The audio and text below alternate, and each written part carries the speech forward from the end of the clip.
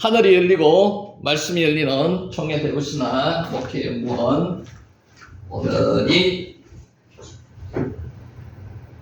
130번째 강의입니다. 자, 요 글자 그냥 눈으로만 한번 보시기 바랍니다. 나다프, 박해하다는 뜻입니다. 신라의 이원론 철학과 동방의 신비주의를 기독교에 교모하게 접목시켰던 것이 영지주의입니다. 이들은 내부적으로 박해를 하였다고 말씀을 드렸고요. 나다프입니다. 박해하다. 마타크라는 단어는요, 단물이라는 뜻입니다. 단물, 달다. 병든 마음에서 솟아나던 선물이 예수님을 통해서 단물로 바뀌어진다는 거죠. 단물입니다. 마타크. 한번 했는 거기 때문에 단어만 알고 넘어가겠습니다. 디무음은 출혈, 피 흘림입니다. 아무런 효험이 없고 치료하던 중에 더 중하여졌다고 기록하였습니다. 마가복음 5장 26절 많은 의사에게 많은 괴로움을 받았고 가진 것도 다 허비하였을 때 아무 효용이 없고 도리어 더 중하여졌던 타에 디움, 출혈입니다. 예수님의 치유는 단순한 병의 치료만이 아니고요. 한 인간을 올가매던 모든 차원의 속박을 풀어주는 총체적인 해방이 예수님의 치료입니다. 피 흘림, 출혈만 치료한 게 아니라는 거죠. 하지만 우리 사회는 여전히 수많은 혈류병과 같은 그런 환자들을 지금 만들어내고 있습니다. 예수님은 사회에서 낙인 찍혀 고통받는 사람을 외면하지 않으시고 육체만 치료하시는 게 아니고 영까지도 같이 치유하시고 구원해 주십니다. 디무음입니다. 정말 중요한 것은 눈에 보이지 않습니다. 근데 우리는 보이는 것만 추구하고 있죠. 눈에 보이지 않으면 무시합니다. 에남 니르임, 보이지 않는이라는 뜻이고요. 보이지 않는 영적 세계의 것들에 대해서는 전혀 관심이 없어집니다. 안 가집니다. 우리도 영적 세계를 볼 수 있도록 믿음의 눈을 열어달라고 기도해야 합니다.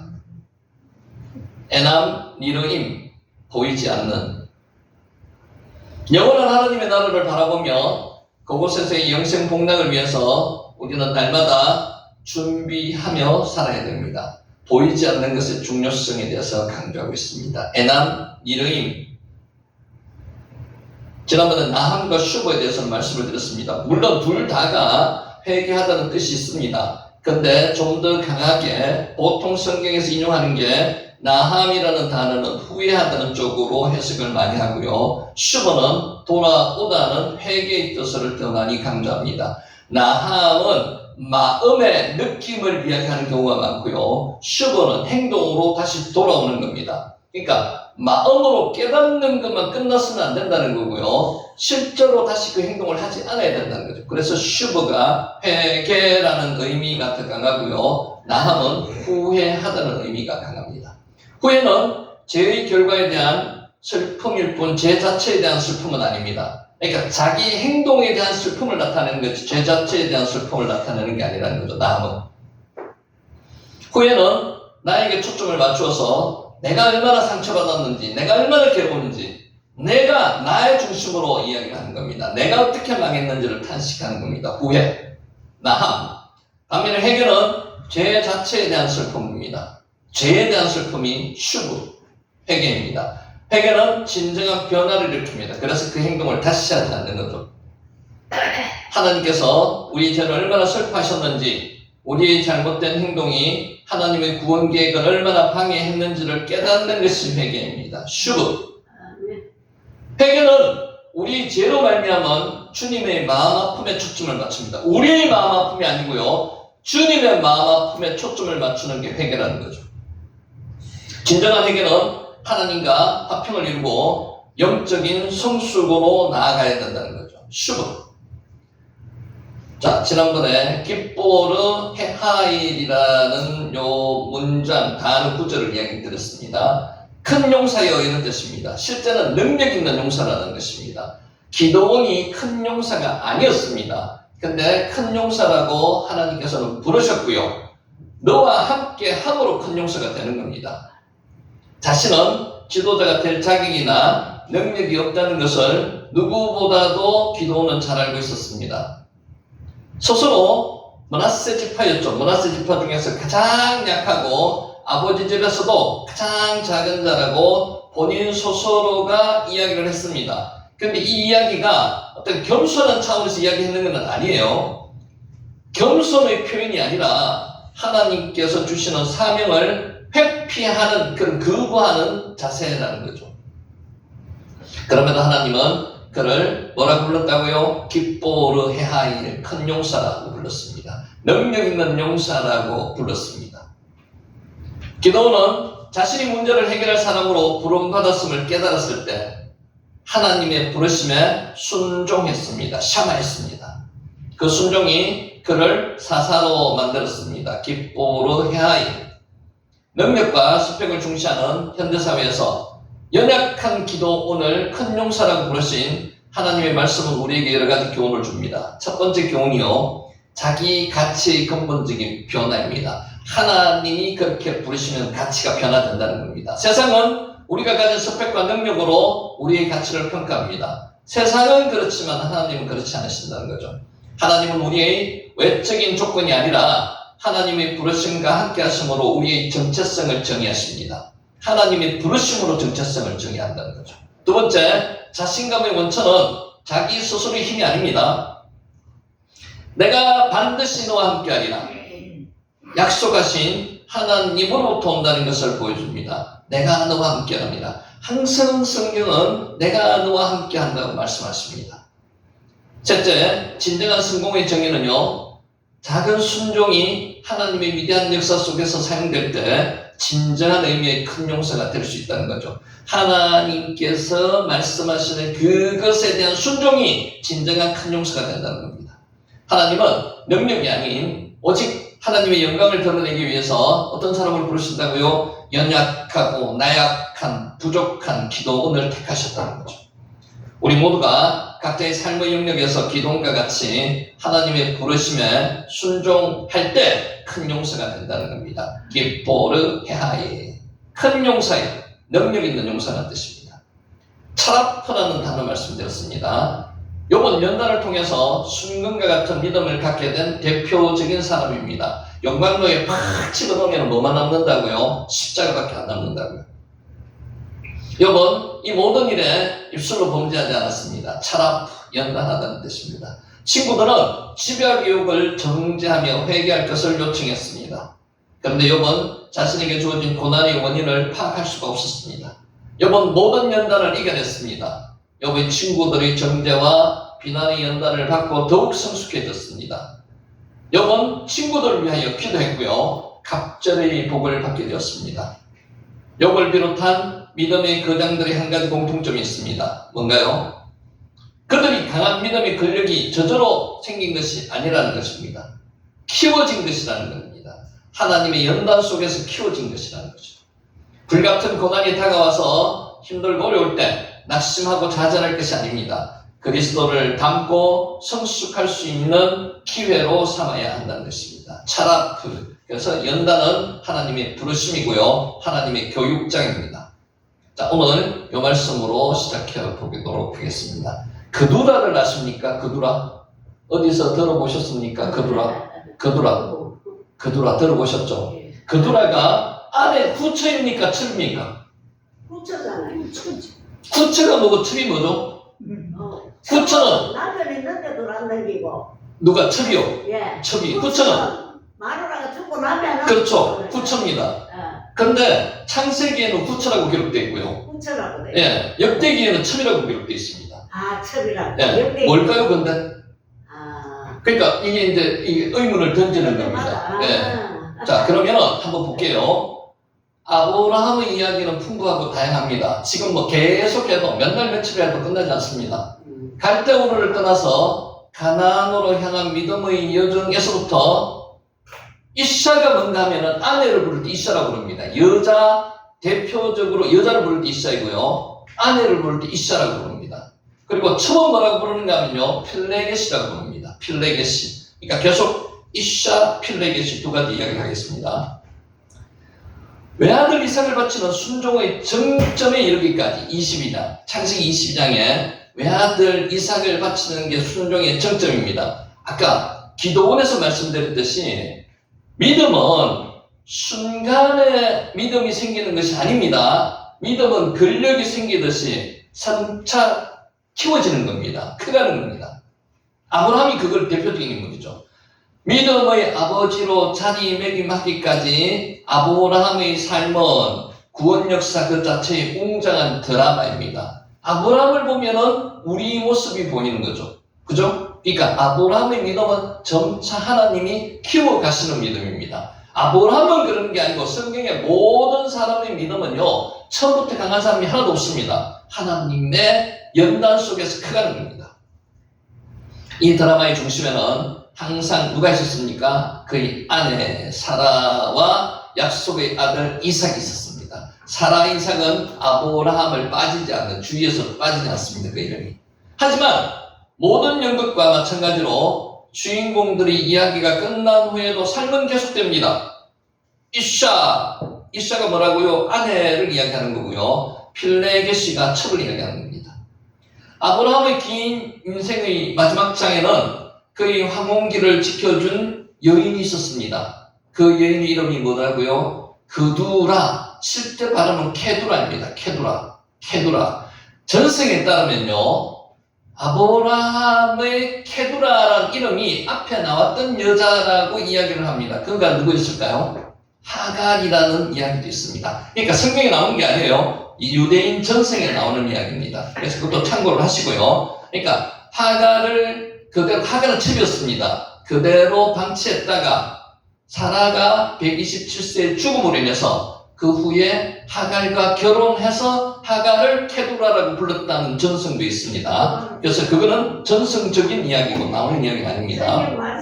그렇죠. 본인은 성경 말씀만 기준으로 해야 되기 때문에 참고용으로 그냥 들으시면 됩니다.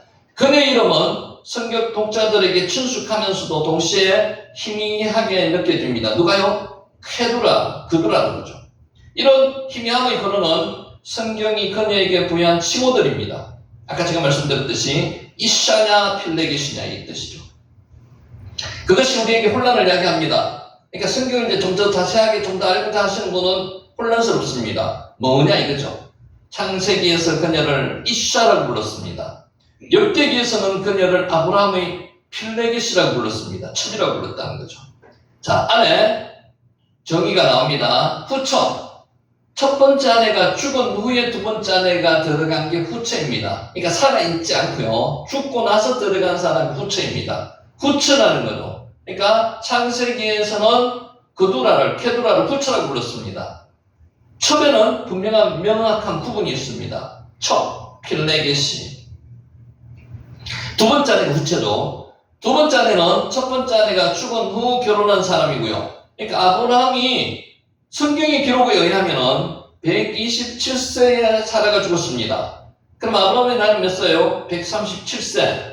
이삭이 몇 세에 결혼했습니까? 40세에 결혼했죠. 그럼 아브라함이 그 3년 동안에 결혼했다는 기록이 없습니다. 물론 했을 수도 있지만 기록이 없습니다. 그래서 보통 통상적으로 케두라와의 결혼을 했는 거죠. 후처니까 140세 이후에 했다고 보통 생각을 합니다. 첫 번째 여자가 살아있는 동안에 결혼한 여인입니다. 물론 창세기는 사라가 죽은 후에 아브라함이 그녀를 아내로 맞이했다는 사실을 분명히 기록하고 있습니다. 성경에 나오는 이야기입니다. 그러면 아브라함의 나이는 아까 제가 말씀드렸듯이 140세 이후에 그런 일이 일어났을 가능성이 높다는 거죠. 또 다른 의문점은 케두라가 아들이 몇 명 있었습니까? 6명 있었습니다. 6명. 자, 이거 좀 신기하지 않습니까?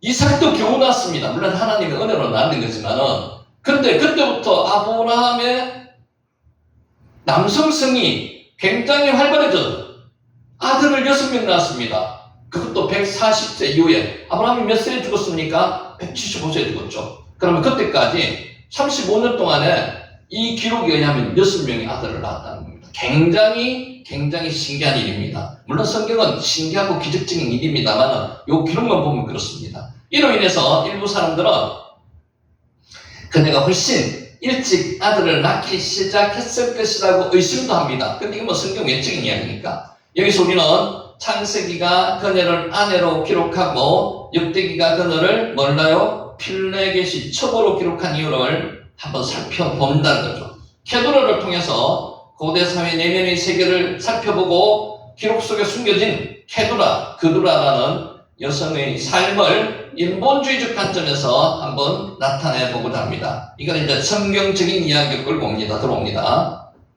자, 창세기 기록은 명확합니다. 여기서 사용된 히브리어 단어가 아내가 뭐라고요? 이샤, 여자라는 뜻이죠. 이샤는 남자의 공식적인 꼭 합법적인 배우자를 지칭하는 가장 일반적인 단어가 아내라고 할 때 이샤를 씁니다. 이샤. 이는 케도라가 단순한 동거인이나 노예가 아니라 아브라함의 사회적으로 인정받는 두 번째 아내임을 증명하는 겁니다. 의미합니다. 우리는 이 결혼을 두 가지 측면에서 이해할 수 있습니다.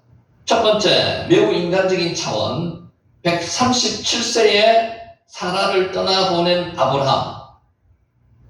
외아들 이삭이 리브가와 결혼하여 자신의 가족을 꾸리는 모습을 본 140세의 아브라함. 어떻게 했어요? 혼자 남았죠, 이제. 물론 같이 살았겠지만 하나님의 위대한 약속에 따르는 깊은 외로움이 있었을 것입니다. 이때는 일부 이처제가 아니었습니다. 일부 다처제였기 때문에 이런 외로움을 혼자서 겪기는 힘들었을 겁니다. 그는 더 이상 약속의 상속자를 확보하기 위해서 아내를 데려올 필요가 없었습니다. 자식을 낳기 위해서는 아내를 데려올 필요가 없었어요. 케도라와의 결합은 강력한 생명력의 표현이나 시족 확장을 위한 정치적 행위라기보다는요, 남자가 자신의 마지막 날을 함께할 동반자를 찾는 과정으로 여겨집니다. 지금으로 보면 큰일 날 일이죠. 근데 그 당시에는 그런 일이 있었다는 겁니다. 이런 관점에서 볼 때 케두라는 위대한 족장의 생애 마지막 장을 돌보고 위로해준 마지막 따뜻한 동반자였던 아내였습니다. 이샤였습니다. 두 번째는 신학적인 차원에서요. 케도라가 적어도 몇 명을 낳았다고요? 6명의 자녀를 낳았다는 사실은 이삭이 태어났을 때 기적적으로 회복된 아브라함의 활력, 남성성이 기적적으로 회복된 남성성이 하나님의 축복으로 노년까지 지속되었다는 사실의 증거입니다. 그냥 성경 말씀이니까 믿어야죠. 기적입니다. 이는 하늘의 별과 바다의 모래처럼 또 뭐 많다는 표현을 뭐라고 했죠? 아파르, 먼지처럼 그의 후손을 많게 하겠다는 약속이 이삭의 언약적 활동을 넘어서 아브라함의 개인적 삶에서 얼마나 풍성하게 성취되었는지를 보여줍니다. 바라크, 축복입니다. 그죠? 비록 그두라의 아들들이 언약의 중심에서 벗어났지만 약속의 자식은 아니에요. 약속의 자식 이삭밖에 없습니다. 그들의 존재 자체가 아브라함에게 베풀어 주신 축복입니다. 구체적으로 실현되었음을 보여줍니다. 창세기 저자는 창세기 누가 지었죠? 하나님이요, 그죠? 예. 그 그두라의 그 낳은 자식들 나오잖아. 예. 그 에서가 그 이스마엘이 있어요. 이스마엘은 하갈이죠, 하갈. 하갈이 거기라며. 그러니까 전성에 그 이야기 있는데 6명 자식 중에서는 이스마엘에는 이름이 없어요. 네, 없어요. 좀 이따 이름 나옵니다. 인간의 서사와 신학적 성취라는 맥락에서 그두라를 아브라함의 정식 아내로 기록했습니다. 이샤는 정식 아내라는 거죠. 정식 아내. 네, 정식 아내. 창세기는. 예, 그렇죠. 자, 반면에 역대기 저자는 이제 잘 들어보세요. 역대기 저자는 이스라엘의 정체성과 다윗 왕조의 정통성을 확립하려는 목적으로 족보를 기록했습니다. 정사죠, 정사. 정사에서 보면은 인간적인 측면을 배제시켰고요. 정치적인 면에서 기록했다는 겁니다. 자, 역대기의 관심사는 아브라함의 개인적인 삶에 있는 것이 아니라 야곱, 유다를 관통하는 언약의 흐름을 명확히 하는 데 있습니다. 이런 관점에서 볼 때 케두라와 그녀의 아들들은 주 줄기에서 나온 곁가지로밖에 여겨지지 않는다는 거죠. 정사적인 입장에서 보면은. 자, 역대기 기자가 첩이라는 용어를 선택한 것은 언약의 질서를 명확히 하기 위한 규정이었습니다. 둘 다 맞는 이야기입니다. 정사적인 입장에서 보면은 첩으로 볼 수 있고요. 아브라함 개인적으로 보면은 아내였다는 거죠. 그러니까 다른 이야기가 아니라는 거예요. 자, 이 명칭에 대한 가장 강력한 증거는 창세기 25장 5절 6절 상속 기록에서 찾아볼 수 있습니다. 25장 5절에서 6절. 아브라함은 자기의 모든 소유를 이삭에게 주었고 상속자는 누구예요? 이삭. 그 첩의 아들들에게는 선물을 주었으며 그는 그들을 그의 아들 이삭에게 동쪽으로 동쪽 나라로 보냈다는 겁니다. 케두라의 아들들에게 주어진 재산을 뜻하는 히브리어 단어는 선물입니다. 유산을 주었는 게 아니죠. 상속을 했는 게 아니고 선물을 주었는 거죠. 그러므로 자기가 가진 모든 것을 받은 이삭과는 분명한 차이가 있었습니다. 단순히 더 많은 재산을 받은 것이 아닙니다. 이삭은. 그는 아버지의 모든 권리, 모든 지위, 그리고 가장 중요한 하나님의 언약을 계승한 유일한 상속자가 누구였다고요? 이삭.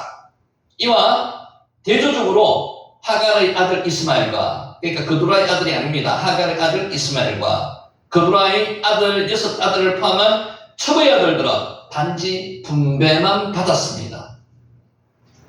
그러니까 아들은 하나밖에 없는 거예요. 이삭 하나밖에.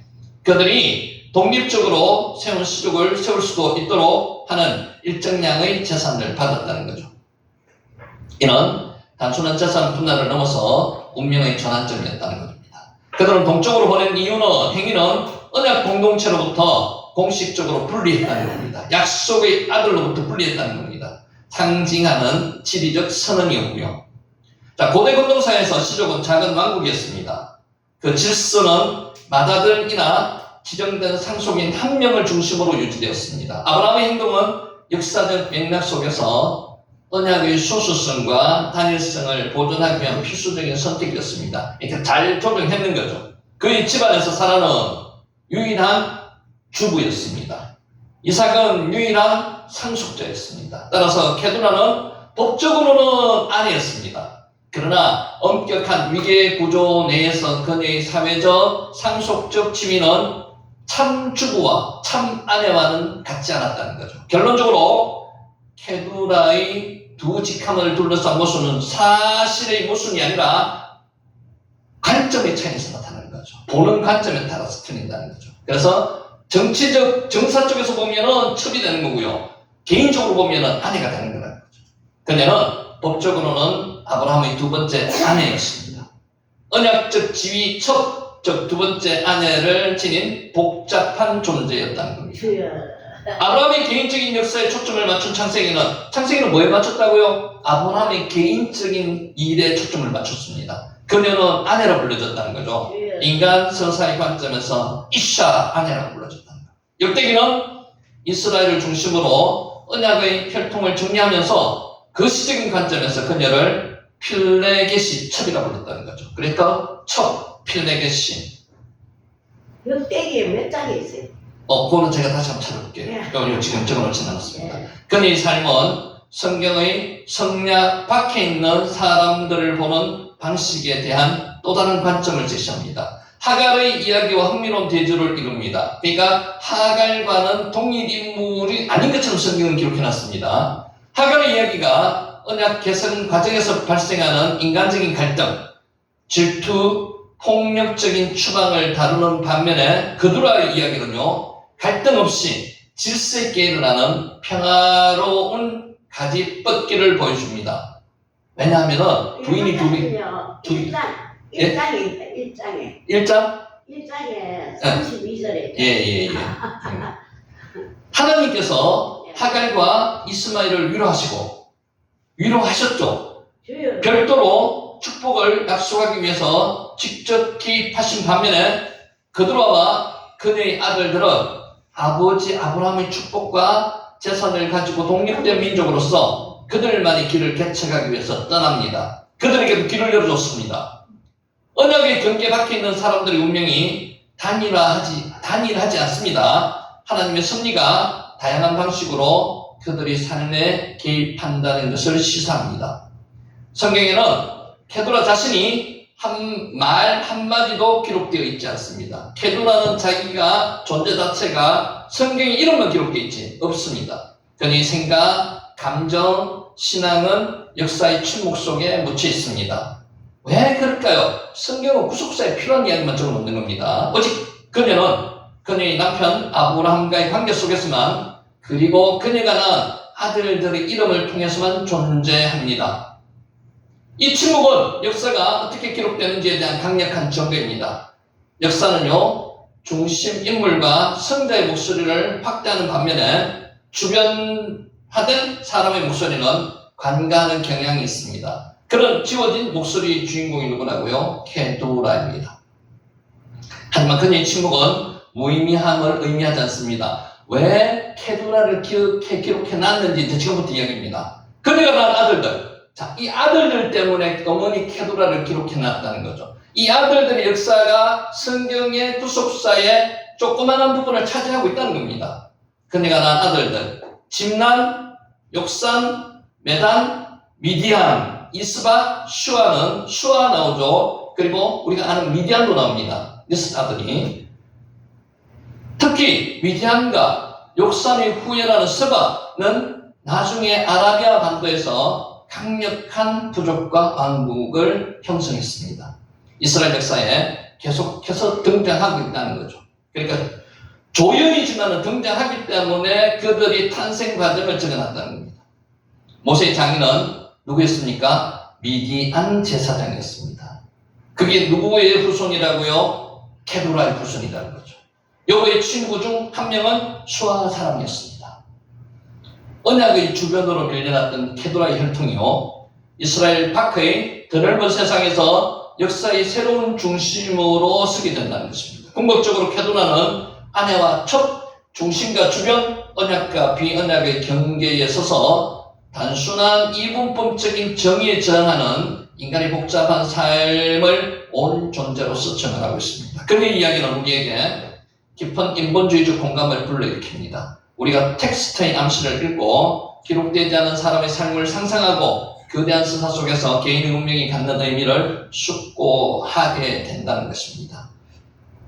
그녀는 침묵을 지켰습니다. 그렇지만 그녀의 유산은 아까처럼 미디안, 슈아, 자기 여섯 아들 중에서 그렇게 큰 민족이 탄생되었다는 겁니다. 유산은 모든 경계를 넘어서 울림이 큰다는 것입니다. 그래서 오늘 그 주변에서 일어나는 언약의 자손은 아니지만 언약의 자손 주변에서 일어나는 그 민족에 대한 어머니가 누구였다고요? 케도라. 우리가 이 사실을 알고 성경을 읽으면 좀 더 성경이 풍부해질 줄 믿습니다. 아멘. 자, 넘어가고요. 이것도 넘어가고요. 자, 이제 복습 간단하게 하고 지나가겠습니다. 34절입니다. 그가 이르되 나는 아브라함의 종인이다. 에베드, 아브라함, 아노키. 이렇게 본인을 밝히기가 상당히 어렵다는 것입니다. 굉장히 낙타열필에다가 권세와 위엄을 가지고 나타났는데 자기가 누구의 종이라고 이야기하기 어려운데 본인은 스스로 종이라는 신분을 밝히고 있습니다. 자, 34절에서 49절까지 가요. 중복입니다. 16절이나 중복을 시켰는데 성경에 아까 말씀 나왔죠. 케도라, 이 후손들에 대해서 간략하게 소개를 이렇게밖에 소개를 안 하는데, 그런데 왜 똑같은 이야기를 여기서 중복을 시킬까요? 그만큼 중요하다는 이야기입니다. 이게 늙은 종의 간증입니다. 중요한 간증이라는 거죠. 그래서 중요시, 거의 문장이 똑같습니다. 똑같은 것을 다시 기록해놨습니다. 자, 35절. 여호와께서 나의 주인에게 크게 복을 주시어 창성하게 하시되 소와 양과 은금과 종과 낙타와 나귀를 그에게 줬고, 옛날에는 동물 중에서 뭐가 최고 좋은 재산으로서의 귀중했습니까? 소와 양이 귀중했다는 거죠. 그 중에 낙타도 귀중했고요. 낙타는 어느 급인가 하면 지금 벤츠급이라고 보시면 됩니다. 굉장히 귀한 이동수단이었다는 겁니다. 촌, 오바라카. 촌이 원래 가축입니다. 가축인데 유대인 중동에서는 가축 중에서는 제일 흔한 가축이 뭔가 하면 양이었습니다. 그래서 양을 보통 촌이라고 이야기하기도 합니다. 아인과 아벨이 무엇을 키우는 사람이었다고 기록되어 있습니까? 초원을 키우는 사람이었다고요. 양, 가축을 키우는 사람인데 그 중에 제일 대표적인 가축이 양이라는 겁니다. 촌, 우바라크, 우카르, 우바카르, 바라크, 복이고요. 바카르가 뭐라고요? 소입니다. 비슷하죠, 발음이. 바카르, 소입니다, 소. 자, 종들 35절에 보면요, 여호와께서 나의 주인에게 크게 복을 주셔 창성하게 하시되 소와 양과 은금과 종들과 낙타와 나귀를 그에게 주셨고, 실제로 원어가 필요한 게 이런 게 좀 필요합니다. 여기는 종들로 표기가 되어 있는데 실제는 우 아바딤, 우 셰파호틴, 남종들과 여종들 이렇게 되어 있습니다. 그래서 아바드가 봉사하는 뜻이거든요. 아바딤이 복수입니다. 셰파호트가 여자 복수입니다. 그러니까 남종들과 여종들과 이렇게 하는 게 정확한 표현입니다. 남종들과 여종들을 주신다는 거죠. 셰파하 여종입니다. 하가를 뭐라고 불렀습니까? 시파하라고 불렀습니다. 종이라고 불렀죠. 여종, 시파. 37절, 나의 주인이 나에게 맹세하게 하여 이르되 너는 내 아들을 위하여 내가 사는 땅 가나안 족속의 딸들 중에서 아내를 택하지 말고, 이 택하다가 낙하흐입니다. 따다도 낙하입니다. 취하지 말라는 겁니다. 로티카흐, 네가 취하지 말라는 겁니다. 이게 아브라함의 믿음이라고 말씀드렸죠, 그죠? 아브라함은 며느리를 하나님께서 미리 여호와 일에 준비해 주실 것을 믿었습니다. 그래서 어떤 학자들은요, 창세기 22장보다 창세기 24장이 아브라함 믿음의 절정판이라고 이야기하는 게 이것 때문에 그렇습니다. 하나님께서 그만큼 믿음을 아브라함에게 주셨다는 거죠. 로티카노, 택하지 말라는 겁니다. 가나안 족속의 땅들 중에서.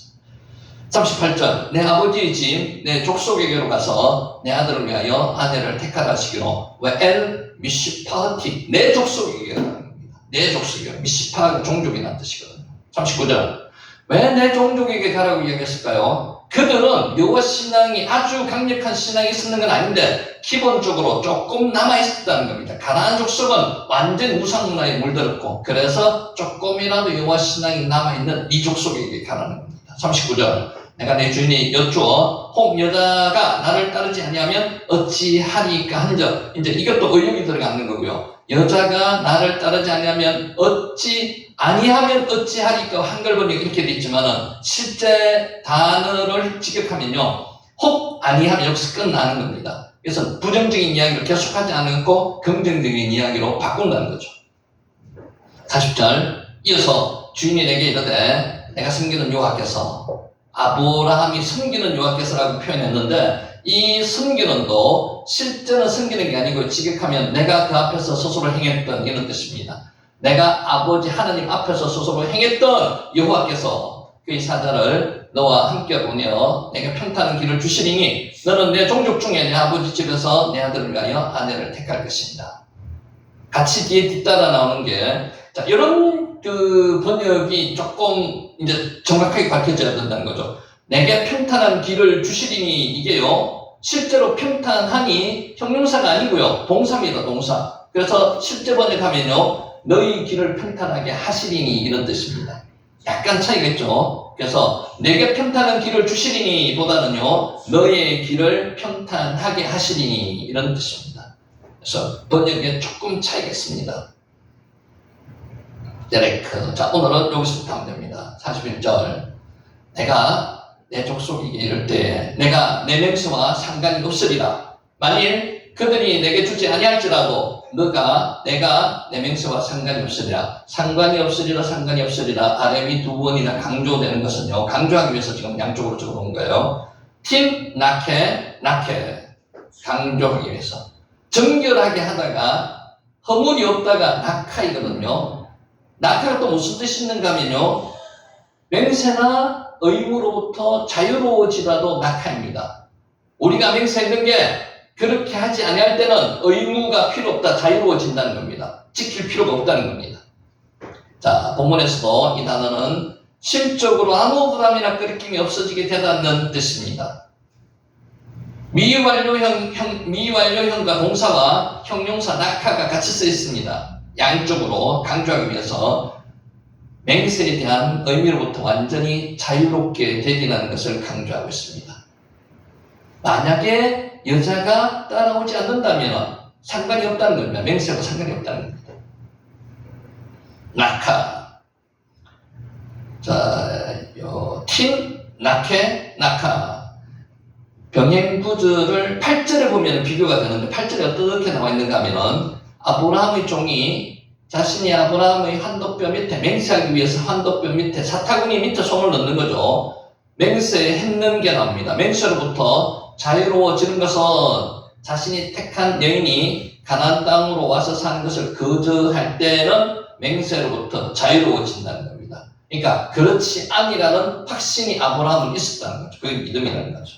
아브라함은 자신의 아들을 장가 보내는 것보다 뭐가 더 중요했다고요? 가나안 땅을 주겠다고 하신 하나님의 약속의 성취가 더 우선입니다. 그래서 절대로 아들을 가나안 땅에서 다른 곳으로 보내지 않겠다는 나름대로 믿음이 있었습니다. 하나님께서 주시겠다 했기 때문에. 그래서 이 여자들, 그러니까 아내들, 이삭의 아내들 여자도 분명히 가나안 땅으로 오리라는 확신이, 믿음이 있었다는 거죠. 아무리 그가 신뢰하는 종이 선택한 여자라 하더라도 언약을 충족시키기 위해서 언약 충족이 먼저라는 거죠. 가나안 땅을 주시겠다는, 가나안 땅에 와서 살려고 하지 않으면 며느리를 삼지 않겠다는 겁니다. 이거에 대한 믿음이 아브라함에게는 확실히 있었습니다.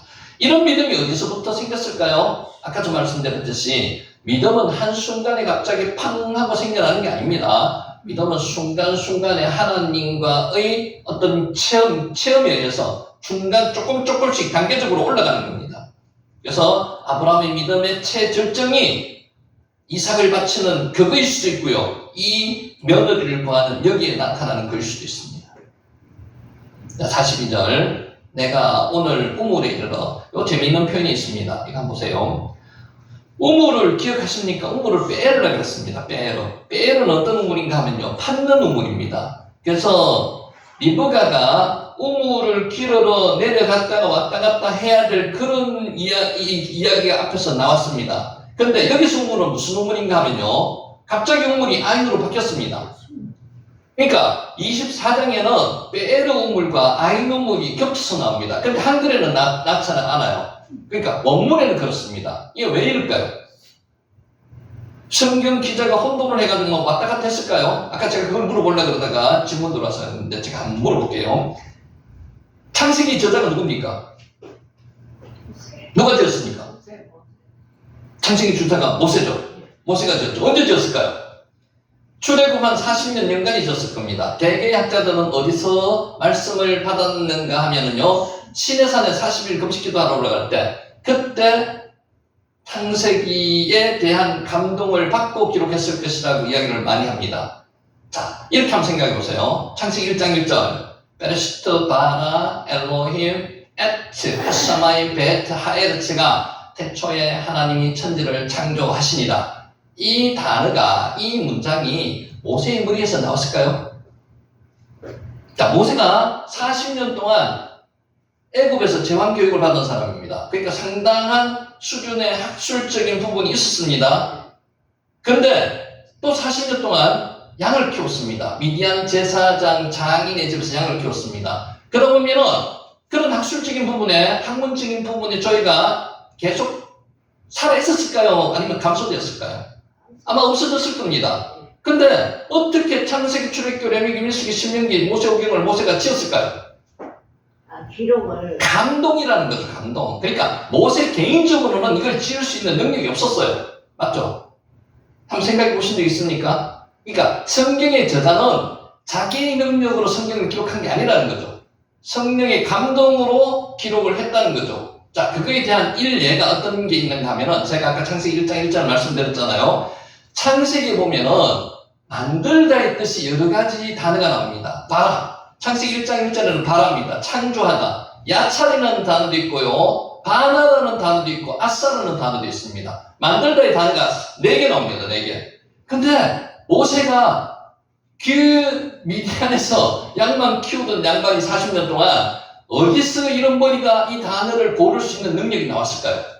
이건 하나님께서 성령의 감동으로 아니면은 적을 수 없는 게 이 창세기라는 거죠. 동의하십니까? 그러니까 성령의 감동에 의해서 모세가 찍었는 거예요. 오늘도 마찬가지 이야기입니다. 왜 아인과 베르를 모세 자체가 그렇게 구분할 수 있었을까요? 사람의 능력으로는 구분 못합니다. 하나님께서 감동에 주셔가지고 기록했기 때문에 베인과 아인을 구분할 수 있었다는 거죠. 자, 베인과 아인과 베르는 차이가, 베르는요 팠는 우물입니다. 유대 지역의 중동 지역에는 비가 오면 물을 저장해놔야 됩니다. 그래서 우물을 파서 거기서 저장해 놓습니다. 그러면 아인은 어떤 우물입니까? 퐁퐁퐁퐁 솟아나오는 우물입니다. 자연적인 우물이죠. 그러면 두 우물이 차이가 있죠. 근데 왜 여기서는 두 우물을 혼용이가 썼을까요?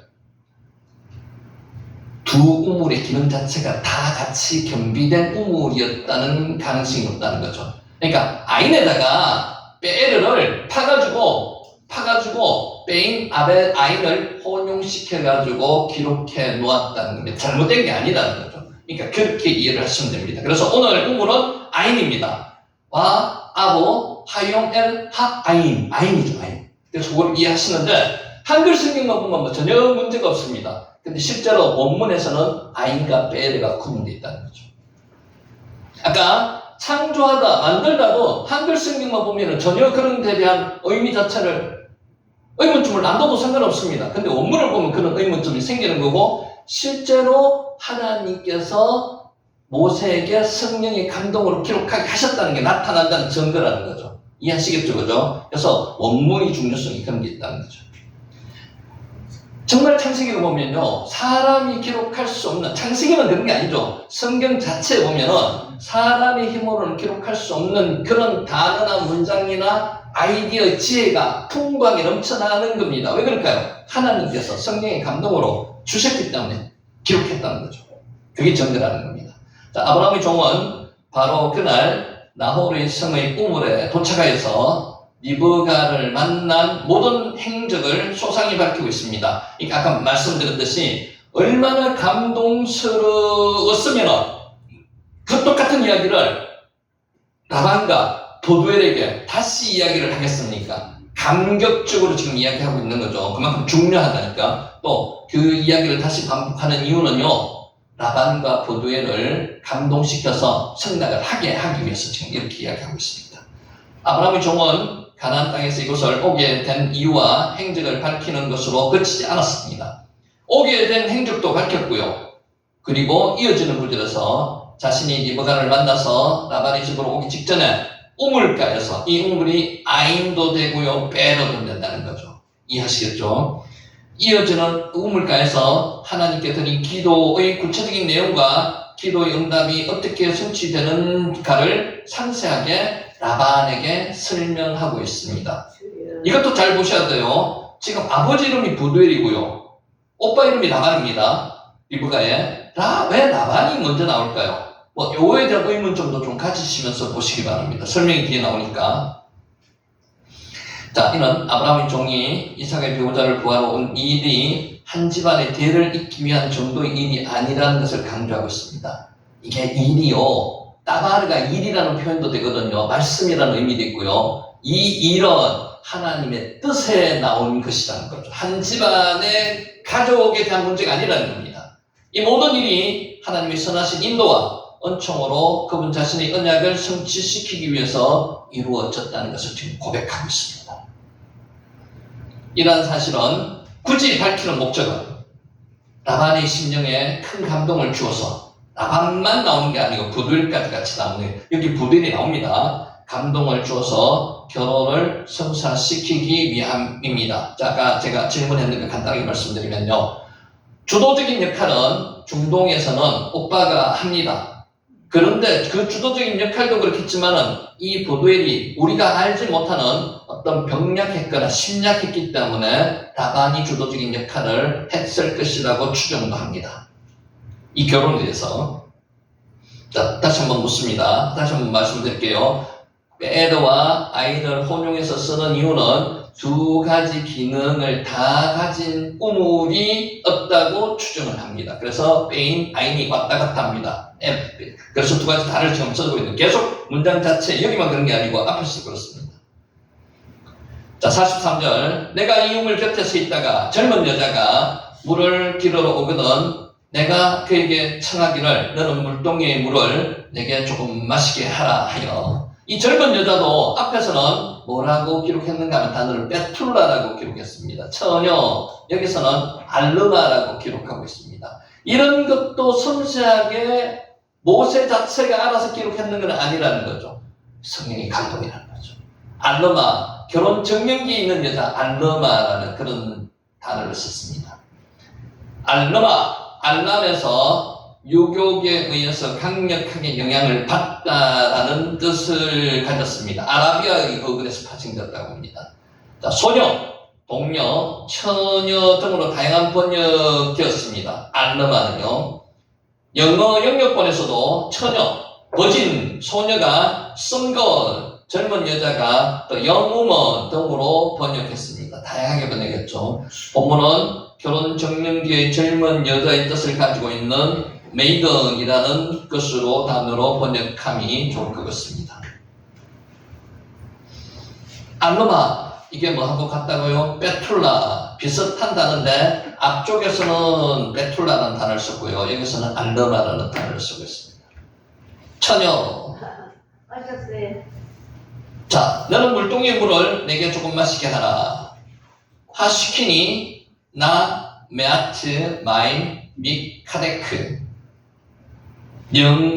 원문에 대해서 신경 쓰지 마세요. 내용을 보세요. 자, 원컨대 킹 제임스 버전은 이렇게 기록되어 놨습니다. I play D. 플레이가 뭐죠? 플레이어. 우리 주기도문 할 때 플레이어 나왔죠, 그죠? 플레이어.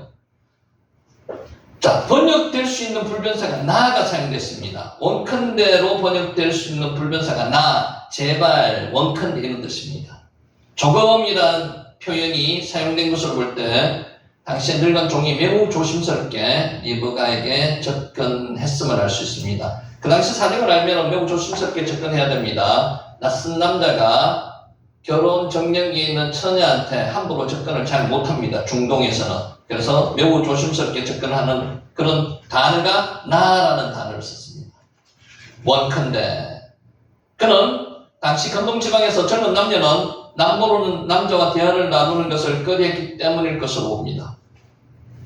사마리아 여인을 예수님이 찾아가셔서 그 상황 속에서는 이야기를 잘 할 수 없는 상황입니다. 그래서 그 상황 자체 여자가 뭐라고 합니까? 당신은 유대인 남자로서 왜 내게 말을 겁니까? 이런 이야기를 했는 겁니다. 그런데 이 문장은 이미 17절에서도 똑같이 언급되고 있는 것을 볼 수 있습니다. 아브라함의 종이 17절에서 직접 했던 그 말을 다시 반복해서 똑같이 라반에게 전하고 있습니다. 그러니까 성경에서 유대인 문법, 그 히브리 문법 중에서 중요한 것은 두 번, 세 번 반복하는 거죠. 그러니까 성경이 나올 때 중요한 반복이 되거든요. 아, 이만큼 중요하구나. 그렇게 느끼시면 됩니다. 다른 점이 있다면요. 17절에서는 학금이인이라는 단어를 썼고요. 본문에서는 하시키니, 그러니까 단어가 조금 달라지는 의미를 본문에서는, 원문에서는 나옵니다. 자, 이거 한번 볼게요. 어렵지 않습니다. 자, 이 차이가 무엇인가 보면요. 자, 전자에서는 감마라는 단어를 썼는데 어떤 물건을 삼키다, 그러니까 물을 먹다, 단순하게 마시다, 이게 감마고요. 지금 나오는 본문에서는 샤카라는 단어를 썼습니다. 물을 마시는데 두 단어의 차이가 있습니다. 감마는 물을 그냥 단순히 목이 말라서 먹는 의미를 가진다면요, 샤카라는 단어는 윤택하게 하다는 뜻도 있습니다. 풍족하게 하다는 뜻도 있습니다. 자, 이렇게 다시 한번 말하면요, 후자는 샤카는요, 전자보다 심리적이고 포괄적인 개념을 포함하고 있다는 겁니다. 어렵습니까? 다시 한번 이렇게 볼 때 아브라함의 종은 자신이 리브가에게 요구했던 것은 목을 축이는 정도였는데, 내가 목이 마르니까 물 좀 주세요 해가 물을 마실 정도로 요청했는데, 리브가가 주었던 물은 어떻게 해서 했어요? 몸과 마음까지도 안정화시키고 새롭게 했다는 겁니다. 그러니까 의미가 조금 다르다는 겁니다. 나는 달라고 할 때 단순하게 달라고 했는데, 주는 입장에서 그거를 먹고 나니까 몸과 마음이 안정하게 돼서 내 영혼이 윤택하게 되었다는 그런 의미를 원문에서는 포함하고 있다는 겁니다. 약간 미묘한 차이지만 차이가 있습니다. 자, 감마, 육체적 목 축일 정도의 물 마심이 감마이고요. 샤카는 몸과 마음을 깨끗하게 하고 윤택하고 하게 안정되게 만드는 정도까지도 포함하는 게 샤카입니다. 감마, 삼키다, 샤카, 마시다. 의미는 비슷합니다. 근데 실제 내용은 조금 차이가 있습니다. 그러니까 계속 제가 말씀드리지만은 이런 단어의 선택을 모세가 개인적으로 선택을 해가 적었다. 이거는 인간적으로 거의 불가능하다는 거죠. 하나님께서 성경의 감동으로 이런 감동을 주셨기 때문에 기록을 할 수 있었다. 그래서 성경을 보면요, 계속 이런 사건들이 연속이고 이런 단어들, 이런 문장들이 연속이 나는 겁니다. 그래서 알고 보면은 처음에는 잘 안 보입니다. 알고 보면은 계속 성경을 읽으면 읽을수록 창조적인 단어와 창조적인 생각으로 이게 지혜를 주신다는 거예요. 너는 물동이의 물을 내게 조금 마시게 하라. 하시키니 나 메아트 마이 미카레크. 아브라함의 종의 이러한 표현은 라반에게 리브가의 행위를 칭찬하는 겁니다. 나는 그냥 물 좀 달라고 했더니만 내가 그 물을 먹으니까 정말 몸과 마음과 영혼이 윤택해지더라. 마시고 나니까 그 당신의 동생이 정말 괜찮은 사람이다 칭찬하는 겁니다. 뿐만 아니라 실제로 아브라함의 종은 리브가가 자신의 기도대로 자신에게와 자신의 약대들에게 물을 주었을 때 물로 인한 갈증의 해소만 했는 게 아니고요, 하나님이 인도하심을 확인했다는 겁니다. 영혼의 갈증까지도 해소시켜 줬다는 겁니다. 아브라함의 종의 표현의 차이를 통해서 우리의 육체의 갈증과 더불어서 영혼의 갈증을 모두 채우시는 분은 누구시라고요? 하나님이시라는 거죠. 그러니까 우리는 단순하게 뭔가를 육체적인 욕망을 위해서 찾지만은 실제로 하나님께서는 그것뿐만 아니라 예수님이 하신 일이 그렇다고 앞에서 말씀드렸습니다. 혈루증 환자의 어떤 그 병만 치료한 게 아니라 영혼까지도 구원해 주셨다는 겁니다. 그게 하나님께서 하시는 일이라는 거죠. 자, 이 두 구절은 모두 마시우라라고 번역해 놓은 한글 성경을 통해서는 전혀 의미를 알 수 없습니다.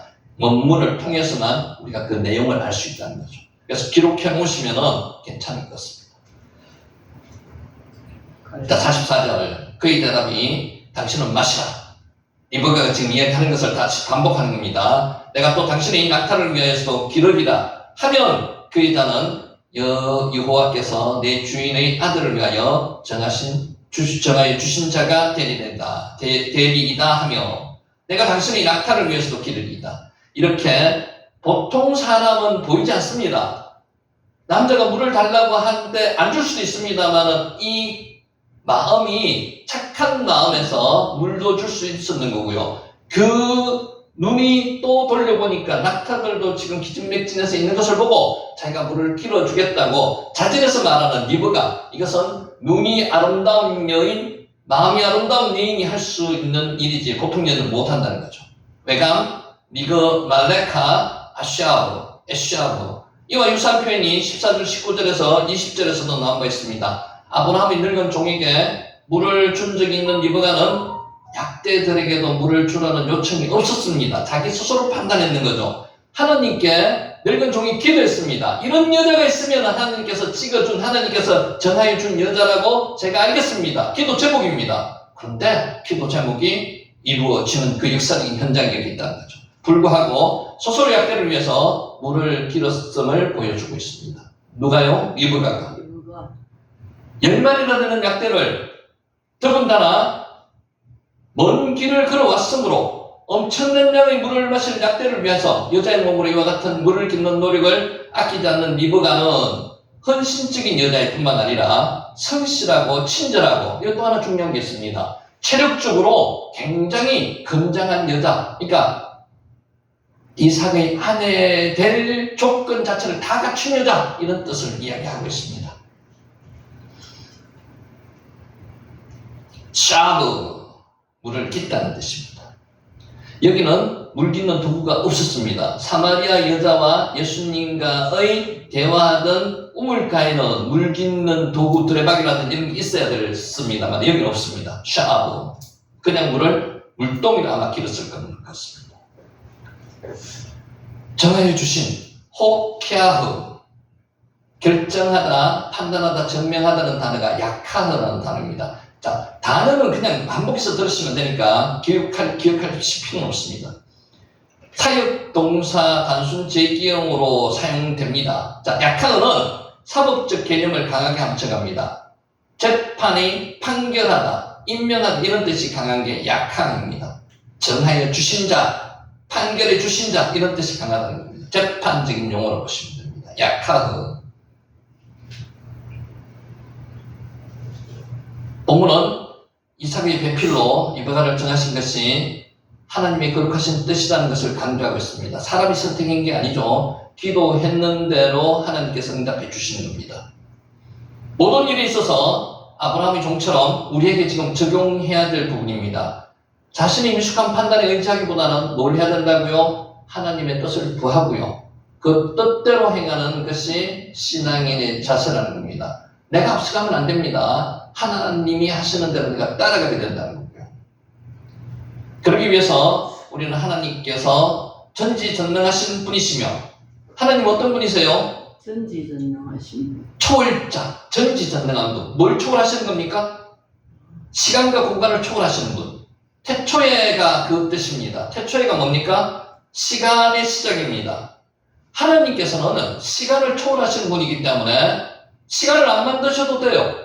태초에는 시간의 창시자를 뜻하는 겁니다. 근데 초월자라는 분은요, 공간과 시간을 초월하시는 분이에요.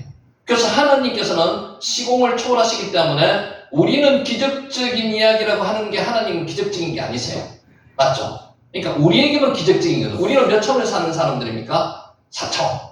시간 안에까지 사는, 공간과 시간까지 하면 4차원에 사는 사람들이고요. 하나님께서 베푸시는 기적은요, 5차원, 6차원, 7차원, 10차원 막 이런 기적이 하나님께서는 통상적으로, 평상적으로 하시는 건데 우리에게는 기적이라고 느껴지는 거죠. 병을 고치는 거, 죽은 자를 살리는 거, 하나님께서는 통상적인 기적이 아닙니다. 본인 입장에서는. 근데 우리는 기적이라고 생각하는 거죠. 왜? 4차원 안에서는 그게 일어날 수가 없으니까. 45절, 내가 마음속으로 말하기를 마치기 전에 리브가가 물동이를 어깨에 메고 나와서 우물로 내려가 깃기로 내가 그에게 이르기를 청하건대 내게 마시라 한적, 이제 올라오는 리브가에게 이야기하는 거죠. 이게 지금 계속 반복입니다. 앞에 나왔는 거. 중요하기 때문에. 리브가가 나왔습니다. 왜 흰내? 리프카 요차트. 흰내가 감탄사입니다. 보라 이런 뜻입니다. 한글 성경에는 번역을 안 해놓습니다. 감격할 때 이런 이야기를 하는 거죠. 봐라, 얼마나 이런 일이 일어날 수 있느냐, 이렇게 감탄하는 겁니다. 그런데 보라, 감탄하는 거죠. 리브가가 나왔다는 겁니다. 킹제임스 버전에는 behold, 리브카 came out.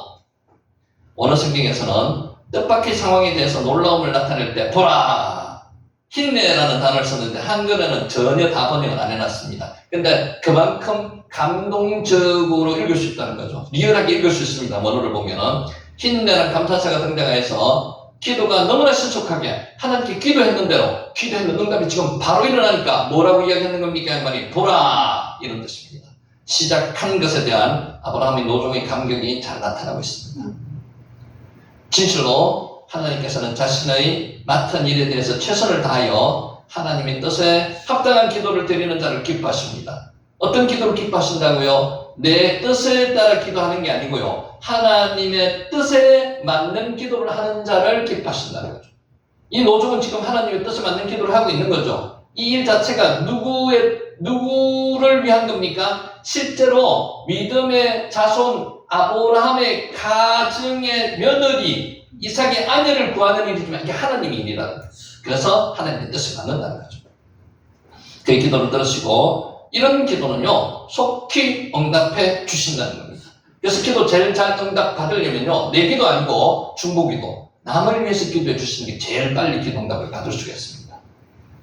그들이 부르기 전에 내가 응답하겠고 그들의 말이 마치기 전에 내가 들을 것이며 이런 기도가 되면 얼마나 감격하겠습니까? 지금도 하나님께서는 우리의 모든 것을 보고 듣고 계십니다. 그리고 응답해 주시기 위해서 기다리고 계시는 거죠. 자, 리브가가 나와서 여기에 뭐가 포함되어 있다고요? 감탄사가 포함되어 있고요. 보라! 그런데 보라! 리브가가 나왔다는 거죠. 기도 응답이 지금 실현되어 가고 있는 겁니다. 야차, 나아가다는 것입니다. 그가 46절 급히 물동이를 어깨에서 내리며 이르되 마시라. 내가 당신의 낙타에게도 마시게 하리라. 하기로 내가 마시매 그가 또 낙타에게도 마시게 한지라. 급히 마테마하라. 이게 부사가 아니라는 거죠. 동사라는 겁니다. 급히, 급히가 실제는 우리는 부사로 번역을 해놨는데 그러자 그녀가 서둘렀다는 겁니다. 이게 부사하고 동사하고는 차이가 있습니다. 급히 했다는 그런 의미, 부사의 의미가 아니고요. 그녀가 서둘렀다, 동사라는 거죠. 킹 제임스 버전에도 and she make haste 이렇게 되어 있습니다. 자, 여기서 서두르다 해당하는 마하르는 준비되지 않은 상태에서 급작스럽게 취하는 행동을 강조합니다. 의도적으로 하는 게 아니죠. 급하게 서둘러가지고 행동을 하는 그 모습. 자, 앞 문장에 뒤어 바로 다음 동작이 계속 이어짐을 보여주는 게 뭡니까? 와우, 그리고 나서 바로. 리브가는 낯선 나그네의 갑작스러운 요구에도 불구하고 조금도 주저함이 없이 그를 돕기 위하여 곧바로 자신이 이고 있던 물 항아리를 내려놓았음을 생생하게 보여준다. 자, 여러분 이렇게 생각해 보신 적 있습니까? 기도를 하면요, 하나님께서 내 기도를 들으시고 상대방을 기도에 응답하실 준비를 하게 만들어 주시는 거죠. 이제 무가가 지금 그런 상태라는 거예요. 그냥 자연스럽게 내버려 두지 않는다는 거죠. 그냥 내버려 두지 않고요, 뭔가 여호와 일의 준비를 하고 계신다는 거예요. 언제부터 하고 계셨어요? 창세기 22장부터 벌써 하고 계셨다는 거죠. 지금 나타나는 게. 뿐만 아니라 이후에도 내리며 핫토레드, 또 가로되 핫토메르에도 계속 와우, 그리고 나서 바로 즉각 기도 연답되고 있는 거죠. 리브가 이 친절과 부지런함을 부각시키고 있습니다. 야라드. 46절. 그러니까 급히, 아까 뭐라고 그랬죠? 부사가 아니라고 동사라고 그랬죠. 마테마하르. 그녀가 상대방이 아브라함의 종의 신분이며 그가 자신에게 물을 달라한 이유 등에 대해 구체적으로 생각해보고 행동한 것이 아니라는 것입니다.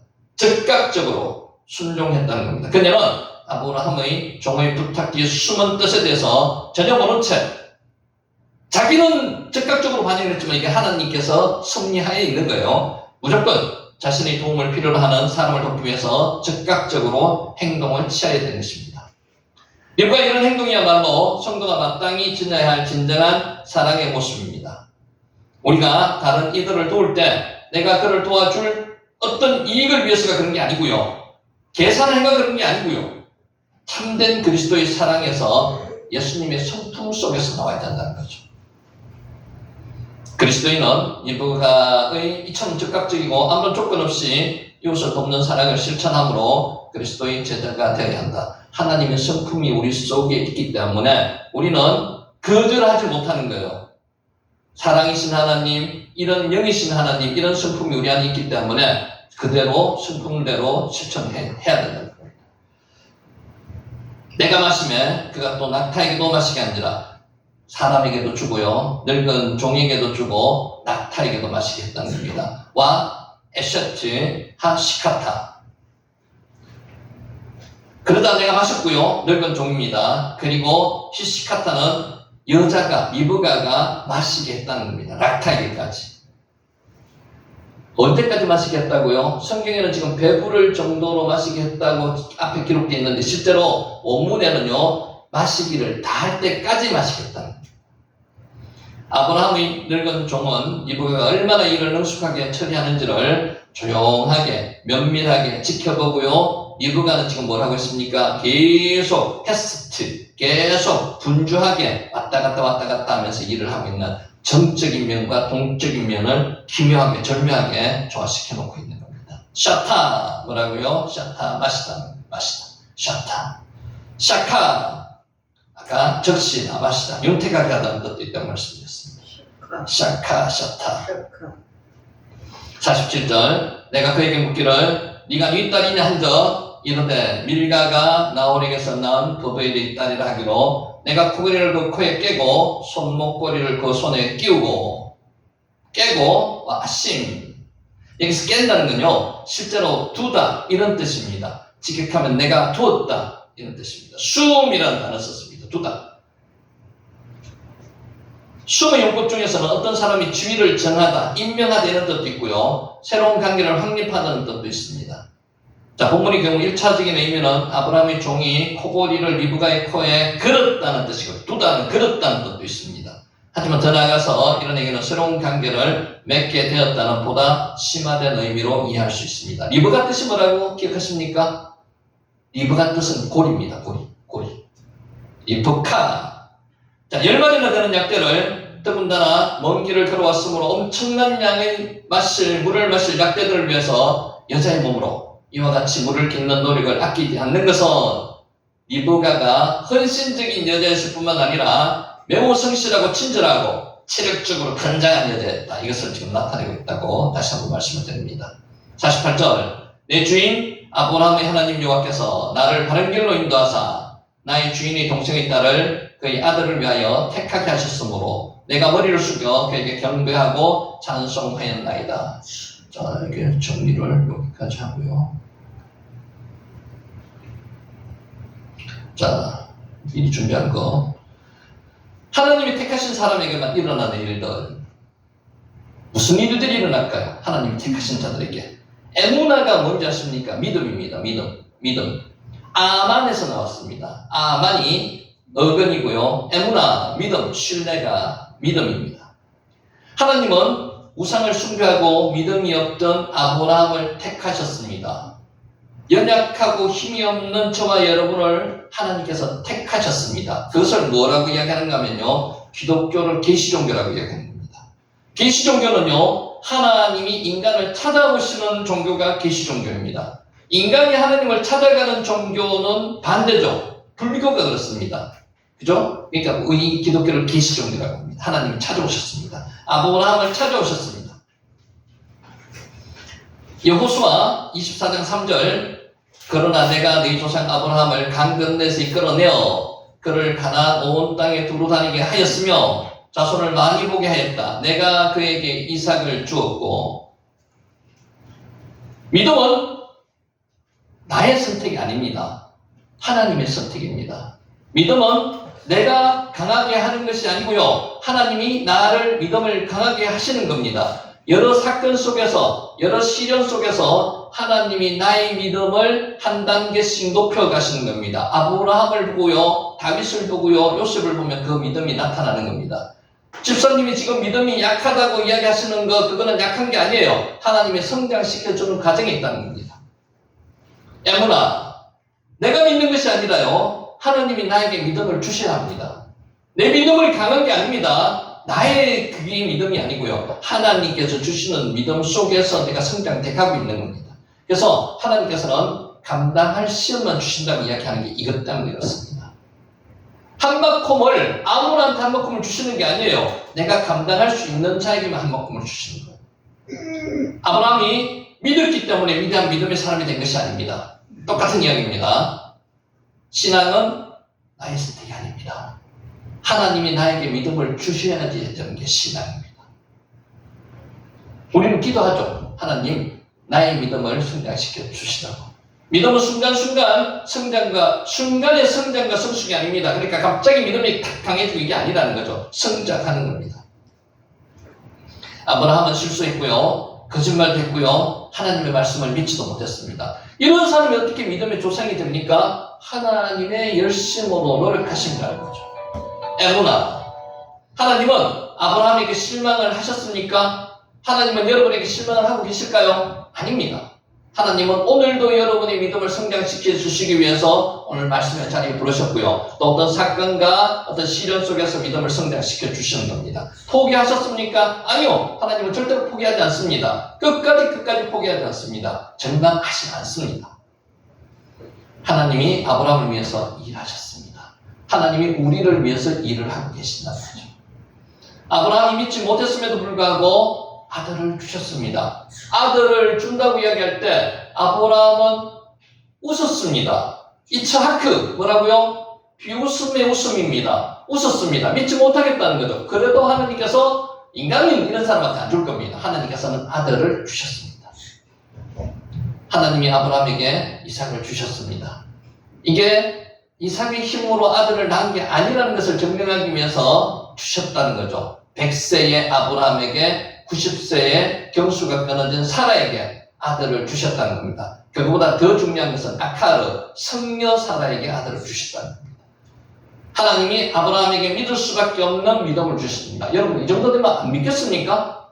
믿겠죠, 그죠? 그러니까 당연히 이제 믿음을, 하나님은 정말로 연약하고 힘없는 아브라함, 아내를 2번씩이나 누이라고 거짓말하게 만든 그 아브라함, 그 아들을 주겠다고 이야기할 때 비웃으며 웃음을 웃었던 그 아브라함, 그 믿음 약한 자를 아버지를 주셨습니다. 하나님의 은혜잖아요. 이런 은혜를 경험을 한 사람은 믿을 수밖에 없다는 거죠.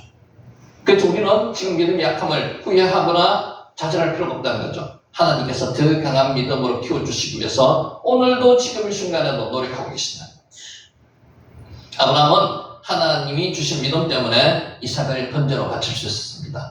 그러니까 처음부터 번제로 바칠 수 있는 믿음은 아브라함에게는 없었어요. 맞죠? 그러니까 성경에 나오는 믿음의 강한 조상들, 믿음이 강한 사람들의 이야기를, 우리 선조들의 이야기를 보면요, 전부 다 하나님이 믿음을 성장시켜 주셔가지고 그것을 감당할 수 있게 만들었습니다.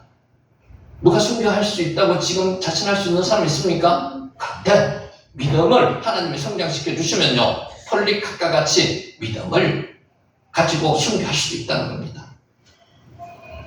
우리에게 믿음을 주시기 위해서 하나님은 오늘도 열심히 일하십니다. 에무나, 하나님이 아브라함에게 믿음을 주시기 위해서 어떻게 일하셨습니까?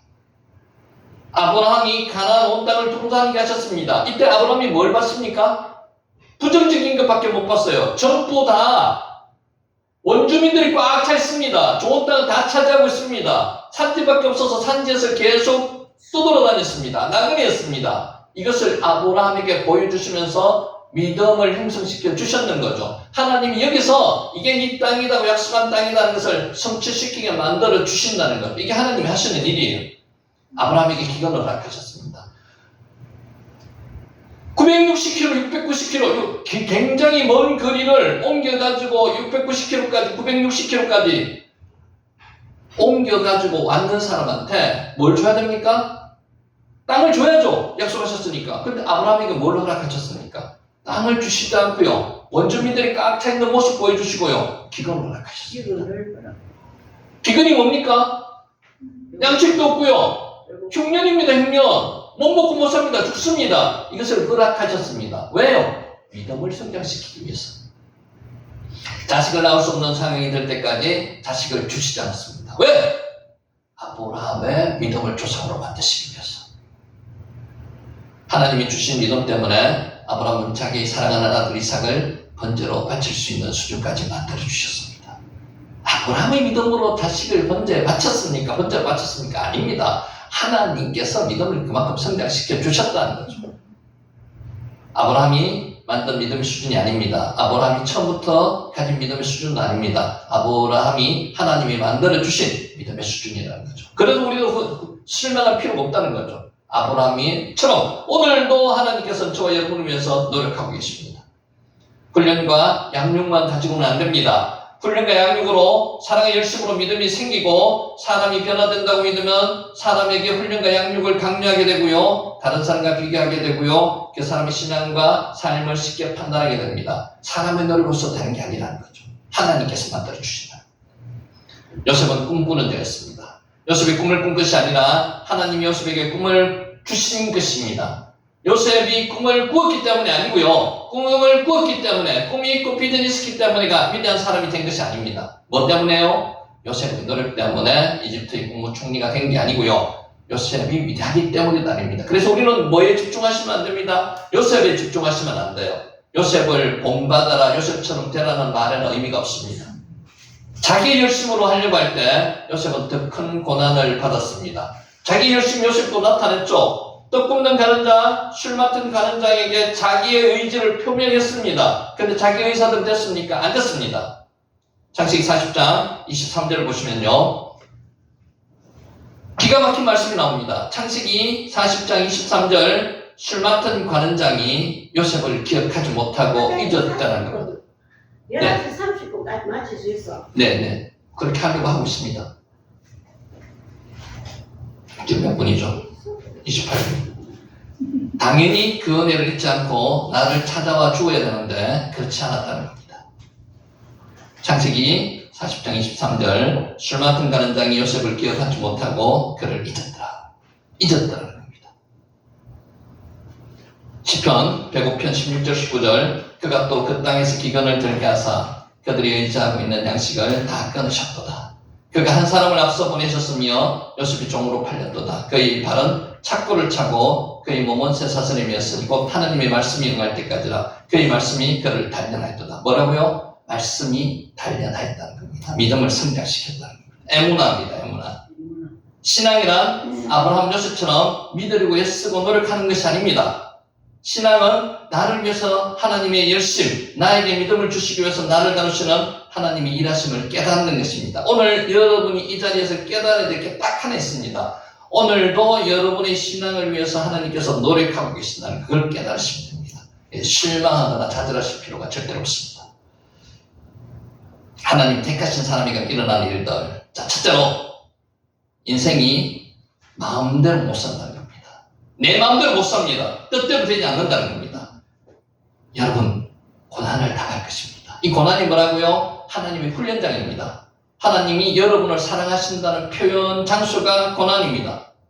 세 번째, 애를 쓰면 쓸수록 문제는 더 꼬이는 것을 경험하게 됩니다. 여러분 스스로가 애쓰고 노력하지 마십시오. 하나님께 맡기시기 바랍니다. 하나님이 나를 위해서 일하실 때 나는 무엇을 해야 됩니까? 조급하지 말고요. 기도하면서 말씀대로 기다리면 됩니다. 하나님의 섭리가 있다는 것을 믿으면 이러한 상황을 즐기시기 바랍니다. 하나님은 나를 절대로 구렁텅이 속으로 밀어넣지 않는다는 확신과 믿음이 있으면요, 그 상황을 언제 나를 구원하실지 기다리고 즐기시면 됩니다. 즐기십시오. 세 번째, 하나님이 일하심을 기대하십시오. 여러분, 이런 기대가 있으면요, 흥분되지 않습니까? 흥분됩니다. 오늘도 여러분을 위해서 뭔가를 하나님께서 하실 것을 기대해 보십시오. 그런 흥분을 가지는 저와 여러분이 되시기를 축원하면서 오늘 강의를 마치도록 하겠습니다. 기도드리겠습니다. 하나님 아버지 감사합니다. 오늘도 주님께서 말씀의 자리에 오게 해주셨습니다.